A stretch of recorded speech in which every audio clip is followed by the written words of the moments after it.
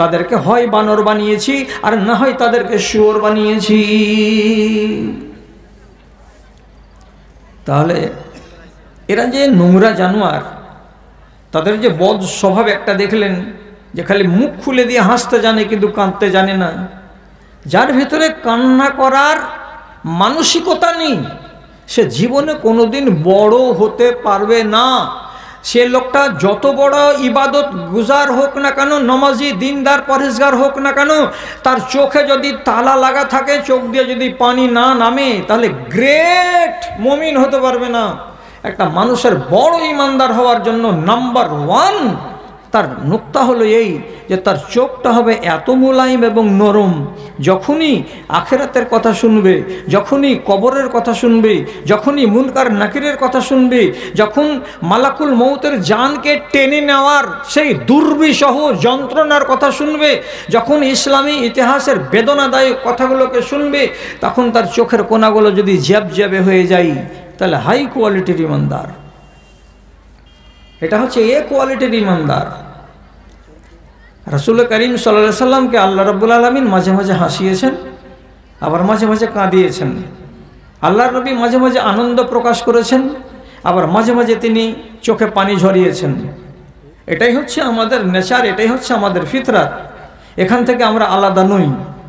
আল্লাহ তাআলা খুশি হয়ে যান, আল্লাহ তাআলা হাসেন, এ কথাটা কোথা থেকে পেলাম? আবার আল্লাহ কাঁদেন না, এটা কোথা থেকে পেলাম?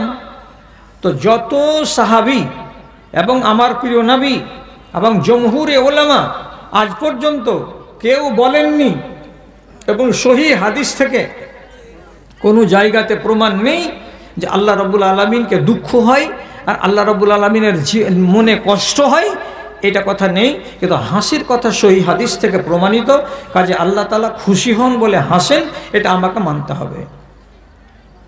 আমি একটা উদাহরণ দিই। 3 জন মানুষকে দেখতে গেলে আল্লাহ রাব্বুল আলামিন হাসেন। 3 জন মানুষকে দেখে আমি শুধু একটা বলি, রাসূলুল্লাহ বলছেন, রাজুলুন লাহু ইমরাতুন হাসানা ওয়া লাহু ফিরাশুন লাইয়িনুন। একটা এমন মানুষ যাকে আমি একটা সুন্দরী বউ দিয়েছি, সুন্দরী একটা বিবি দিয়েছি, রং ফর্সা, দেখতে 100 জনের ভেতরে একজন এত সুন্দরী বিবি পেয়েছে, এবং ঘরের ভেতরে বক্স খাটে 8 ইঞ্চি মোটা গদির বিছানা আছে, চাইনিজ চাদর বিছানো আছে, ডানে এবং বামে গোল গোল বালিশ আছে, শিওরে তার চ্যাপ্টা বালিশ আছে। আরামের শেষ নাই, আনন্দের শেষ নাই।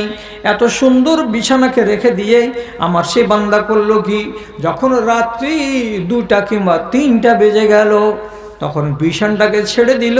দেওয়ার পরে কনকনে শীতের দিনে লোটাতে পানি নিয়ে অজু বানালো, আর অজু বানানোর পর সে জানে যে এখন ফজরের আজান হতে 1.5 ঘন্টা বাকি আছে। এমন টাইমে জেগে যাওয়ার পর সে করলো কি, ঘরের ভেতরে এক সাইডে মুসাল্লা লাগিয়ে দিল, আর মুসাল্লা লাগিয়ে দিয়ে নফল নামাজ পড়ার জন্য আল্লাহর দরবারে খাড়া হয়ে প্রথমে আওয়াজ দিয়ে বলছে আল্লাহু আকবার। এইভাবে যখন আমার বান্দা মিষ্টি বিছানাকে ছেড়ে দেয় এবং সুন্দরী বিবির স্পর্শ সেখান থেকে সে রহিত করে দেয়, সুন্দর মোটা কম্বলখানাকে মুড়ে দিয়ে ওখান থেকে চুপিসারে সরে যায় এবং বিবি ঘুমাতে থেকে যায়। কেবলমাত্র আপনি জাগলেন বা আমার ভাই জাগলো, আর জাগার পরে সে নামাজে দাঁড়ালো। রব্বুল আলামিন বলছেন, আমার বান্দা ইচ্ছা করলে কনকনে শীতের দিন মাঘ মাসের চাড়ে ফজরের আজান হতো তখন জাগতো, কিন্তু তা না করে আজানের আগেই জেগে গেল। কেন? যত ঢের রাত হবে তত আল্লাহর আদালত গরম হয়ে থাকবে, আর যত ঢের রাতে আমার বান্দারা আমাকে ডাকবে তত তাড়াতাড়ি তাদের দোয়া কবুল হবে। এই ভাবনাটা আমার বান্দার মগজে ছিল বলে ঢের রাতে সে জাগলো, আর জাগার পরে আমার প্রার্থনায় সে নিজেকে লুটিয়ে দিল। যখন আমি বান্দাকে দেখি সে নমাজি আছে আর তার স্ত্রী সুন্দরী কম্বলের ভেতরে লুকিয়ে আছে, তখন আসমান থেকে আমি আল্লাহ আমার বান্দার দিকে তাকাই আর মুচকি মুচকি হাসি আর বলি, বান্দারে যে আশায় দাঁড়িয়েছিস ওই আশা তোর বিফল হবে না, তোর ইচ্ছা পূরণ করেই ছাড়বো, আমার নাম আল্লাহ। তাহলে কাজটা বড়, ছোট কাজ আল্লাহ তাআলা হাসেন না। তাহলে এই এত বড় কাজ করার মতো মানসিকতা আমাদের এই সংখ্যার ভিতরে কটা লোকের আছে? শুধু নর বলে নয়, নারী বলে নয়, আপনি যদি পারেন, আমার মা খালা যদি পারে, যেই পারবে তারই জন্য এই শুভ সংবাদ যে আল্লাহ তাআলাকে হাসাতে পারলে। হাসার মানে কি? আল্লাহ রাজি। এবং সহিহ হাদিসে লেখা আছে, মান রাজিয়া বিহি রব্বি ফালা হিসাব আলাহু।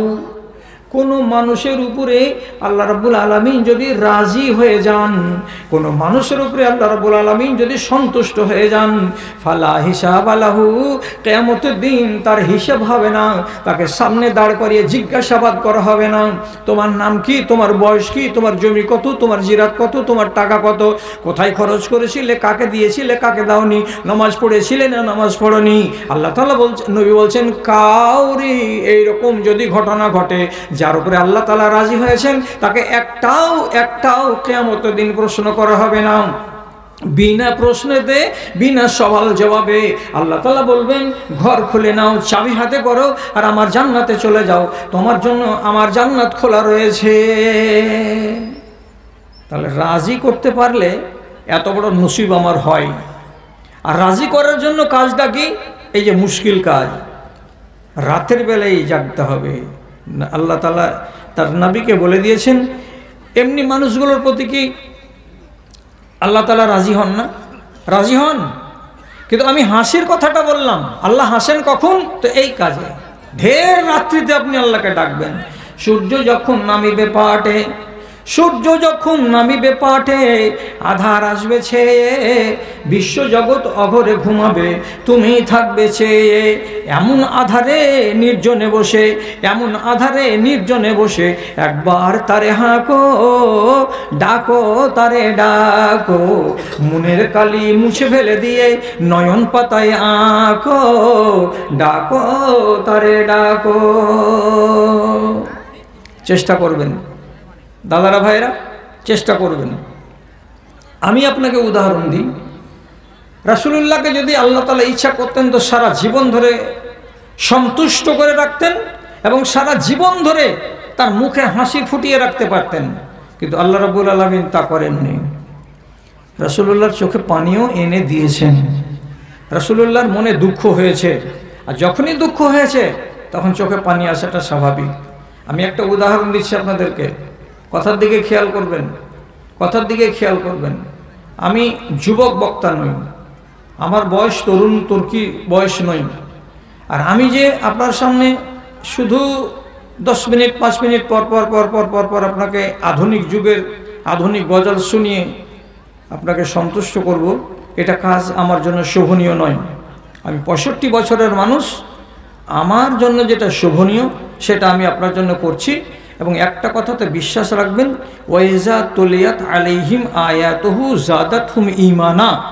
মানুষের ঈমানকে যদি বাড়াতে পারা যায় কোনো বয়ানে, কোনো ওয়াজে, তো সেই বয়ানটাই রাখা উত্তম। এর বাইরে এমন কোনো বয়ান রাখা চলবে না যে যেই বয়ানে মানুষের ঈমান কিঞ্চিত পরিমাণে বৃদ্ধি পায় না, বরং তার বরবাদি হয়। এমন বয়ান শুনতেও হবে না, এমন বয়ান করতেও হবে না। কাজে কথার প্রতি খেয়াল করুন। রাসূলুল্লাহ সাল্লাল্লাহু আলাইহি সাল্লামের আব্বা মারা গেছিলেন জন্মের কতদিন আগে? কথা বলেন তো কেউ, কতদিন আগে? 6 মাস আগে। জন্মের 6 মাস আগে বাপ মারা গেছেন। বাপের নাম কি? আব্দুল্লাহ। এবার মা বেঁচে আছেন, মা বেঁচে আছেন আমেনা। মা মারা গেলেন 6 বছর বয়সে। মা মারা যাওয়ার পরে 6 বছরের বাচ্চাকে দেখাশোনা কে করবে? দাদা। দাদার নাম আব্দুল মুত্তালিব। দাদার কাছে মানুষ হয়েছেন। এবার যখন দাদা মারা গেলেন তখন কে দেখবে? তাকে দেখার জন্য এবার দায়িত্ব পড়ল দাদার কাছ থেকে দেখবে কে? চাচা। চাচার নাম আবু তালেব। আবু তালেব দেখাশোনা শুরু করলেন। এবার 6 বছর বয়সের শিশুকে নিয়ে দেখাশোনা করছেন। কতদিন ধরে দেখাশোনা করলেন?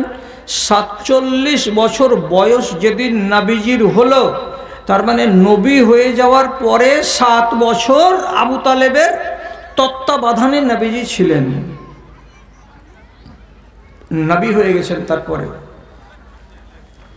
এই চাচা যিনি যে কোনো ঝড় সামলে দিয়েছেন, পেটের খোরাক দিয়েছেন, বিদেশে বেড়াতে গেছেন, ব্যবসাতে গেছেন তো সাথে করে নিয়ে গেছেন। নবী হওয়ার পরে যত রকমের চাপ এসেছিল মক্কার মুশরিকদের পক্ষ থেকে, আল্লাহ পাকের নবীর পিছন দিকে আবু তালেবের মতো ছায়া ছিল বলে কোনো মায়ের লাল রাসূলুল্লাহর গায়ে হাত লাগাতে পারেনি। এতখানি তিনি কি ছিলেন, এতখানি সে কি ছিল, রাসূলুল্লাহ পৃষ্ঠপোষকের ভূমিকা পালন করেছিল। এমন পর্যন্ত আপনাকে বলছি, যখন মক্কার মুশরিকরা পেরে উঠল না নবীজিকে, তখন একদিন আবু তালেবের কাছে 10-12 জন মুশরিক এসে বলছে, তোমার চেহারা দেখে আমরা থেমে আছি, তুমি যদি নিজের ভাতিজাকে সামলাবে তো সামলাও, না যদি সামলাবে তাহলে এইবার আমাদের শেষ ফয়সালা, আমরা যেখানেই পাবো তোমার ভাতিজাকে আমরা মেরে দেব, আর মেরে তার জীবনকে বিপন্ন করে দেব, আমরা আর চুকবো না। এ কথাটা শেষবারের মতো বলতে এসেছি। কাকে? আবু তালেবকে। আবু তালেব এই 10-12 জন লোকের সামনে তাদের বর্তমানে নিজের ভাতিজাকে ডাকছেন, ওই জাফর, তোমার ভাইকে ডেকে নিয়ে আসো তো। আপন ভাইয়ের মতো দেখতো চাচাতো ভাইয়েরা। নবীকে ডেকে বলছেন, আপনাকে ডাকছে। খেত আব্বা। রাসূলুল্লাহ তখন 7 বছর হয়ে গেছে নবুয়তির। এবার আসলেন আদবের সাথে, কি বলছেন চাচা? তো আবু তালেব বলছে, দেখো এই লোকগুলোকে চিনতে পারছো? মক্কার বিশিষ্ট বিশিষ্ট লোক, এদের হাতে আসে পাওয়ার, এরা ক্ষমতাশালী। এরা বলছে তোমার কারণে এদের স্বামী স্ত্রীতে বিবাদ, বাপ বেটাতে বিবাদ, বংশে বংশে বিবাদ, এদের শান্তি নাকি হারিয়ে গেছে, এরা এখানে আর টিকতে পারছে না, বাঁচতে পারছে না তোমার কারণে। সুতরাং তুমি যে কাজ করছো সে কাজটা তোমাকে বন্ধ করতে হবে, আর না হলে এরা আমাকে লাস্ট ওয়ার্নিং দিয়ে যাচ্ছে যে তুমি যদি বন্ধ না করো তাহলে আমরা যেখানে পাবো সেখানেই তার হিতি ব্যবস্থা করে নেব। এই জন্য আমি তোমার চাচা বলছি, আমি তোমার বাপতুল্য চাচা বলছি, বেটা এই কাজগুলোকে তুমি ছেড়ে দাও, কাজগুলোকে বন্ধ করে দাও। রাসূল কি বললেন? চাচাকেও বললেন, আর এই যে 10 জন লোক দাঁড়িয়েছিল তাদেরকেও বলছেন, ও লোকেরা কথা শোনো। কি? আওয়ালা তানজুরুনা ইলা হাযিহি শামসে, তোমরা কি সূর্যের দিকে দেখছো যে জ্বলন্ত আগুনের মতো জ্বলছে আকাশের উপরে? এই সূর্যটার দিকে তাকাও। তো কি তাকাবো? লাউ আতাইতুম মিনহা শুলাতান মা তারাকতু, তোমরা যদি এখান থেকে কোনো রকম করে ওই সূর্যের বুক থেকে এতটুকু আলো নিয়ে আসতে পারো, এতটুকু আগুন নিয়ে চলে আসতে পারো, আর আসার পরে আমাকে বলো তুমি এই কাজটাকে বন্ধ করে দাও, তাহলেও আমি তোমাদের কথা শুনবো না, তোমাদের কথা মানবো না। এটা যেমন অসম্ভব, সূর্যের গা থেকে আগুন নিয়ে আসা যেমন অসম্ভব, তেমনি আমার এই কাজটাকে বন্ধ করে দেওয়া অসম্ভব, সম্ভব নয়। যখনই এমন কথা বলা, আবু তালেব দেখছে সুবহানাল্লাহ, এর বাহাদুরি কত গো! আমার ভাতিজা আমার চোখের সামনে মানুষ হলো, সে ছেলে আবার বলছে কি সূর্যের যদি আলো নিয়ে আসো, এসে যদি আমার সামনে দাও, তবু আমি থামবো না, তবু আমি রুকবো না, আর এতে তোমরা রাজি থাকো অথবা নারাজ হও। তার সাহস দেখে, তার কলেজার দিকে দেখে, তার বীরত্বের দিকে দেখে আবু তালেব মুগ্ধ হয়ে যাওয়ার পরে বলছে, ভাতিজা চালিয়ে যাও, যা হবে দেখা যাবে, চালিয়ে যাও। কেউ যদি আক্রমণ করে তো আমি আছি, তোমাকে আমি বাধা দেব না। আমি নিষেধ করতে চেষ্টা করেছিলাম, কিন্তু তোমার হিম্মতের কাছে আমি হার মেনে গেলাম। তুমি এত ন্যায্যবাদী, তুমি এত হক, এবং তুমি যে ন্যায্যবাদী এ কথাটা স্বীকৃত, সুতরাং তোমাকে আমি আর আটকাবো না, কাজ করো তোমার নিজের। 10 জন লোক মুখটাকে নিচু করে ওখান থেকে চলে গেল। বাইরে গিয়ে বলছে, আবু তালেব যতদিন বেঁচে আছে তার ভাতিজার তোমরা কিছু করতে পারবে না। আবু তালেব মরবে, তাহলে কিছু করা যাবে। তাহলে আপনি আইডিয়া করুন তো, আল্লাহ পাকের রাসূলের মেহেরবানি করেছেন, দেখাশোনা করেছেন এবং তার তত্ত্বাবধানে কতটা গুরুত্ব দিয়েছিলেন তার চাচা আবু তালেব। সেই চাচা নবুয়াতির ৭ম সালে যখন মরণ খাটে শুয়ে, তখন নবীজি গেলেন চাচার বিছানার কাছে এবং মাথার কাছে গিয়ে বসলেন। আর বসার পরে মাথাতে কপালে মিষ্টি করে হাত দিলেন।